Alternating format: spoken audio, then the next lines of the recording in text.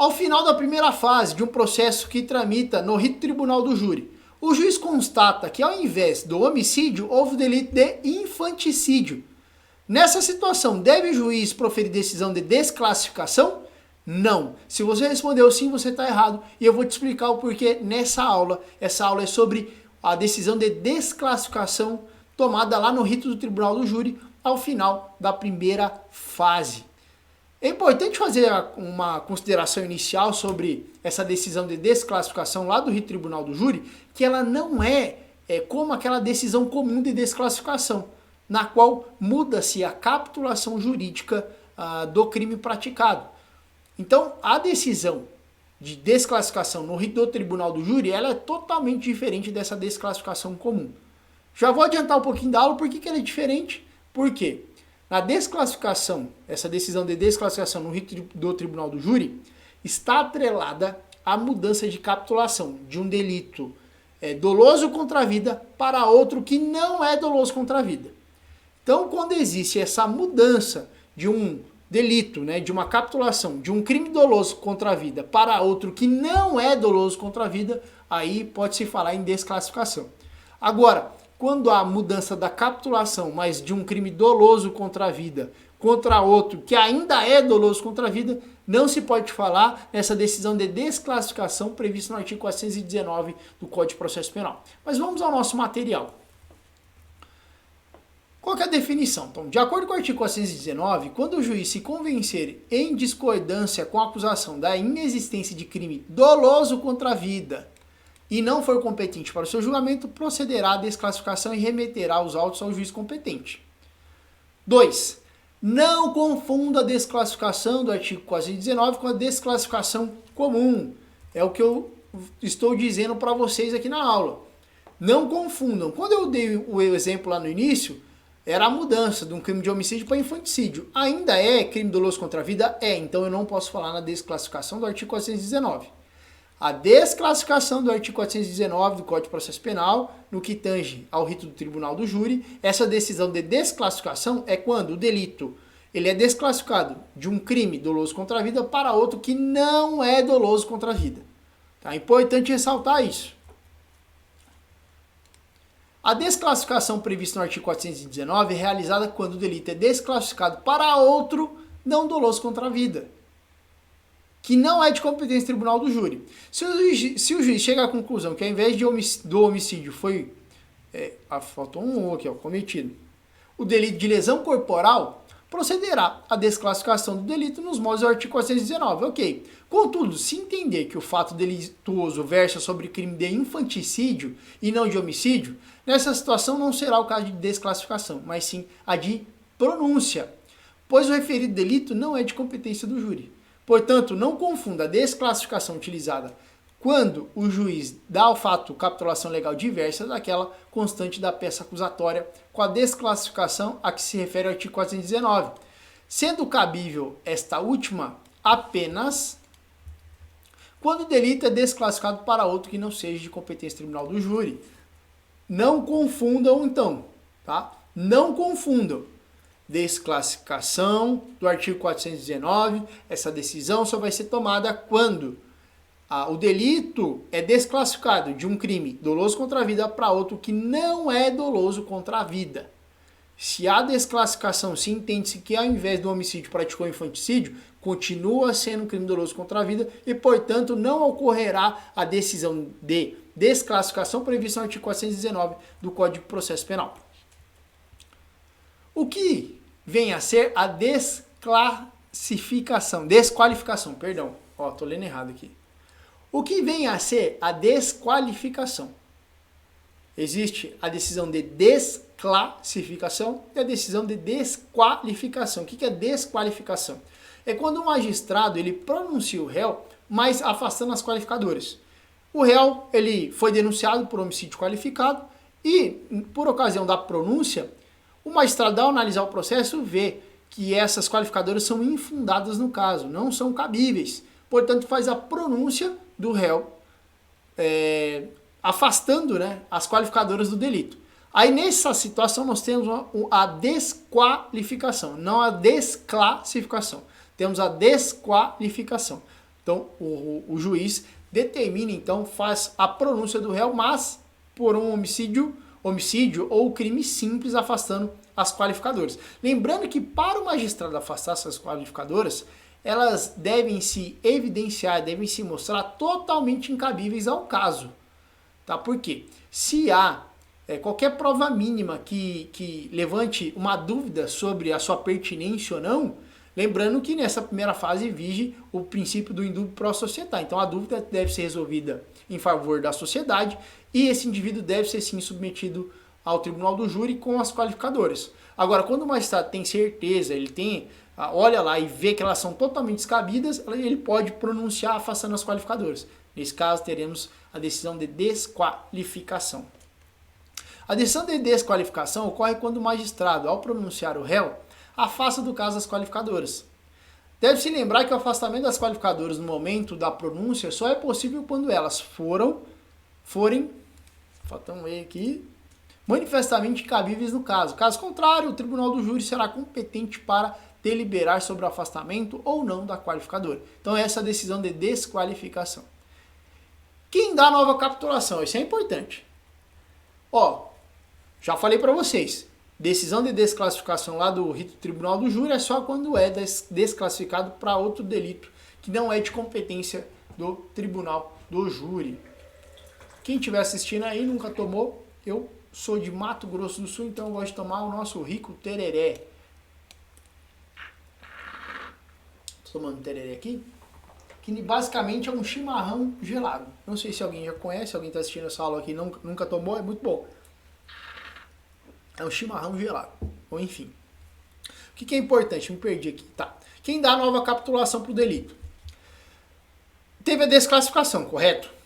Olhou o processo, constatou-se que não foi praticado um crime doloso contra a vida, mas sim outro delito que não é doloso contra a vida. Aí é justificada a decisão de desclassificação. Quem faz a nova capitulação? Já é o juiz que está proferindo a decisão de desclassificação? Não. Tá? Nessa situação em que se procede a desclassificação do delito para outro que não é de competência do tribunal do júri, quem dá a nova capitulação é o juiz que vai receber o processo. Na decisão de desclassificação, o juiz competente lá no rito do tribunal do júri verifica o processo, no processo que foi praticado um crime que não é de competência do tribunal do júri, não é um crime doloso contra a vida. Então ele dá a decisão de desclassificação, determinando que o processo seja remetido ao juízo competente, e o juízo competente, ao receber esse processo, ele vai fazer a nova capitulação. Tá? Então cabe ao juiz que vai receber esse processo, que vai ter a competência para analisar e julgar o crime que não é mais doloso contra a vida, por isso está afastando a competência do tribunal do júri, vai caber a ele fazer a nova classificação, e não ao juiz competente lá na vara do tribunal do júri que proferiu a decisão de desclassificação. Tá? Isso é muito importante saber. Na decisão de desclassificação, o juiz deve se abster de fixar nova capitulação legal, ou seja, deve apenas fundamentar a inexistência de crime doloso contra a vida. Incumbe ao juiz singular que receberá o processo proceder a classificação do novo delito. Contudo, existe a exceção a essa regra quando no caso concreto se mostrar necessária a classificação da infração penal para que se conheça o juízo competente para a remessa dos autos. Mesmo na referida hipótese, a classificação operada é provisória e sem qualquer força vinculante, sendo feita apenas para fins de remessa dos autos. Então, via de regra, a regra é o juiz lá do tribunal júri que profere a decisão de desclassificação, ele não faz a nova capitulação do delito. Ele só vai determinar que esse processo não é de competência do tribunal do júri e vai determinar a sua remessa. Existe a exceção quando o juiz tem que fazer uma pincelada, falar que a priori percebe-se a prática do delito tal e por isso seria, em tese competente, o juiz de uma vara residual do fórum, e aí faz a redistribuição. Então, ele precisa dar uma pincelada ali, comentar por cima sobre, hipoteticamente, né, qual seria ali, a priori, o crime que seria praticado, e o magistrado que recebe aí, ele vai dar a palavra final, vai decidir qual que é o crime que foi praticado e vai proceder a nova capitulação. Tá? E esse novo juiz não fica vinculado à manifestação do juiz do tribunal do júri. E quando existe infração conexa? Imagina que o réu ele responde por homicídio e lesão corporal. Homicídio, doloso contra a vida, competência válida do tribunal do júri. Lesão corporal não é, mas vai ser julgado também pelo tribunal do júri. Por quê? A competência do tribunal do júri é soberana e prepondera sobre as demais. Então, se foi o réu praticou 10 delitos, um só de competência do tribunal do júri, os outros 9 não interessa. Todos vão ser reunidos com o crime doloso contra a vida e vão ser julgados pelo tribunal do júri. Quando o magistrado desclassifica, o que vai acontecer com o crime conexo? Vai ser desclassificado junto? O que vai acontecer? Ó? Em síntese, a decisão de desclassificação deve alcançar apenas o delito doloso contra a vida, realizando-se a desclassificação, que culminará com a alteração da competência, que não será mais tribunal do júri, devem o delito desclassificado e o conexo serem julgados pelo juiz competente. Então, nesse caso, as decisões tanto de impronúncia como de classificação no tribunal do júri, elas devem se ater apenas ao delito doloso contra a vida.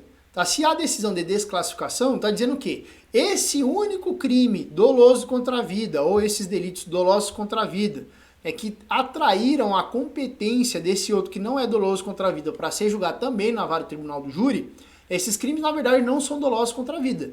Então eu vou proceder à desclassificação e esse delito que era de competência do tribunal do júri e não é mais, ele junto com o outro vão ser remetidos para a vara competente para analisar e julgar o caso. Então a decisão de desclassificação ela vai se limitar ao crime doloso contra a vida. Não vai dispor nada sobre outro delito que não é doloso contra a vida. E aí como opera-se a desclassificação, não é mais um crime doloso contra a vida, esse delito vai ter que ser realizada uma nova capitulação do delito que era e não é mais doloso contra a vida, e o outro delito vai acompanhar também e vai para a vara competente para ser julgado. Se o acusado responde ao processo preso quando há decisão de desclassificação, ele deve ser solto? Essa é uma questão importante. Se o réu responde ao processo preso, é o processo que tramita no tribunal do júri. Ao final da primeira fase, o magistrado constata que não houve crime, delito doloso contra a vida. E aí procede a decisão de desclassificação. Essa decisão de desclassificação tem um condão de liberar o réu, de soltá-lo, de livrá-lo dessa prisão preventiva? Não. Tá? Em que pese a desclassificação, esse processo vai ser remetido novamente, vai ser remetido para outra vara, a vara competente que vai analisar e julgar. E essa vara, nesse juiz dessa vara, ele vai ter que se manifestar acerca da necessidade ou não de se manter essa prisão. Aí o magistrado vai exarar sua decisão. Tá? Então, não acontece de maneira automática. A desclassificou, então o réu vai responder o processo de liberdade? Não. Esse processo vai para o magistrado da vara competente agora, que não é do rito do tribunal do júri, porque não é mais de competência, não é mais um crime doloso contra a vida, vai ser de competência desse novo juiz analisar e se manifestar se é necessária ou não manter a prisão preventiva do réu. Então ela não acontece de maneira automática. Desclassificou, já está solto? Não. Depende de manifestação ali, tanto da defesa, e o juiz também vai ter que se manifestar sobre a necessidade ou não de manter essa prisão. Qual o recurso cabível contra a decisão de desclassificação? Tá? Quando ocorre a desclassificação, qual que é a decisão, o recurso cabível? Rese, recurso em sentido estrito. Se você se deparou com a decisão de desclassificação, geralmente a acusação que vai recorrer dessa decisão ou assistente de acusação, Então a desclassificação ela é combatível através do rese, recurso em sentido estrito, artigo 581 do CPP. Então foi proferida a decisão de desclassificação, essa decisão pode ser atacada por meio de recurso em sentido estrito. Quanto à decisão de desclassificação, cabe o recurso em sentido estrito. Caso o ré seja interposto e o juiz, no juiz de retratação, volte atrás na sua decisão pronunciando o réu, contra essa nova decisão também cabível rese, razão pela qual poderá ser interposto por simples petição nos autos com a dispensa de novas razões. Olha um ponto importante. Quanto à decisão de desclassificação, é cabível o quê? Rese. Aí no juiz de retratação, ou o tribunal depois, no juiz de retratação, o juiz olha e fala assim, olha, Eu tenho, na verdade, assiste razão, o Ministério Público deve ser pronunciado. Contra a decisão de pronúncia é cabível reze também? É. Então não vai precisar de um novo recurso. Pode já tentar esse recurso à modificação por simples petição, porque antes era possível reze e agora de novo é reze também. Então por simples petição já pode ingressar aqui esse recurso e tentar modificar, né? Reverter novamente a decisão do juiz. Agora a situação a título de exemplo, quando acontece a impronúncia, aliás, a pronúncia, que é atacável por meio do reze, a defesa entra com reze e o juiz volta atrás no juízo de retratação, a acusação não pode fazer igual aqui na decisão de desclassificação por simples petição. Porque se foi pronunciado, a defesa recorreu por meio de recurso em sentido estrito, e o juiz, no juízo de retratação, volta atrás e determina que ele seja impronunciado, quanto à decisão de impronúncia, não é cabível também o reze, é recurso de apelação. Então, a acusação, né, a parte contrária, vai ter que distribuir um novo recurso, porque não pode discutir no mesmo recurso, porque não é cabível. Então, na decisão de desclassificação, é cabível o reze, e se o juiz voltar atrás e pronunciar, é cabível o reze também. Por isso, pode ser atacado por simples petição. O assistente de acusação pode recorrer da decisão de desclassificação? Esse não é um consenso na jurisprudência e doutrina. Existem duas correntes que adotam, uma que adotam, que o assistente de acusação tem legitimidade para recorrer e outra que não. Que diz o seguinte, o assistente de acusação não tem legitimidade para recorrer.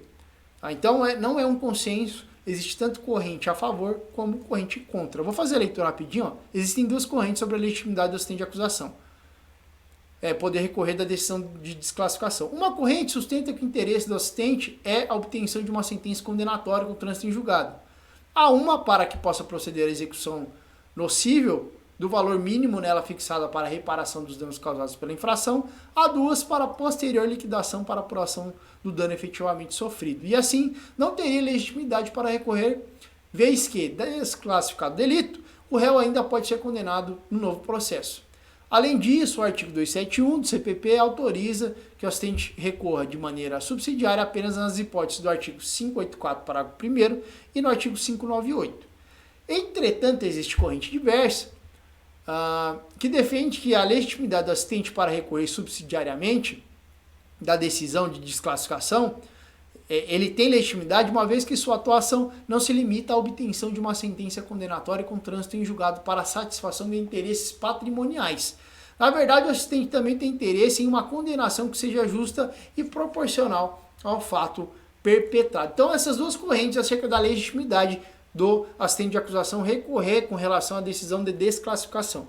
Tá? Então, você pode utilizar tanto uma como outra, dependendo de quem você está defendendo. Se você é assistente de acusação, você pode usar a corrente que lhe favorece para você recorrer. Agora, se você defende o réu, você pode dizer que o assistente de acusação não tem legitimidade. Então, você vai utilizar uma corrente ou a outra. Essa foi a aula de desclassificação. Espero que você tenha entendido e que eu possa passar uma matéria, um conhecimento a mais para você.